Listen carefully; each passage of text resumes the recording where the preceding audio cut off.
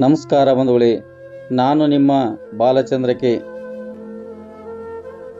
ನಗರದ ಅಂಗವಿಕಲರ, ಅನಾಥರ ಹಾಗೂ ವೃದ್ಧರ ಸೇವಾಶ್ರಮವಾದ ಸುರಕ್ಷಾ ಸೇವಾ ಸಂಸ್ಥೆಯ ಆಶ್ರಮದಲ್ಲಿ ಶ್ರೀಮತಿ ಅನ್ನಪೂರ್ಣ ಮಹಾಂತಪ್ಪ ಬಿಂಜವಾಡ್ಗಿಯವರು ತಮ್ಮ ಸಹ ಕುಟುಂಬ ಪರಿವಾರದೊಂದಿಗೆ ಸೋಮವಾರದಂದು ಆಗಮಿಸಿ ತಾಯಿಯವರಾದಂತಹ ಶ್ರೀಮತಿ ಸುಲೋಚನಾ ಶಂಕರಪ್ಪ ನರೇಗಲ್ರವರ ಪ್ರಥಮ ಪುಣ್ಯಸ್ಮರಣೆಯ ಕಾರ್ಯಕ್ರಮವನ್ನು ಆಚರಣೆ ಮಾಡಿದರು.